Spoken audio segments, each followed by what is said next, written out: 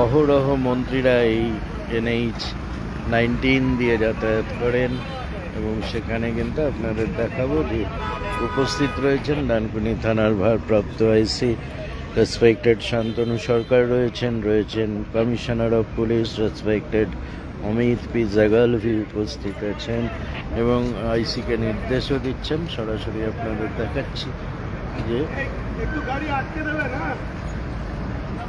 একেবারে পাস করছেন মমতা বন্দ্যোপাধ্যায় এবং দেখাবো কমিশনার অফ পুলিশ তিনি কিন্তু রয়েছেন।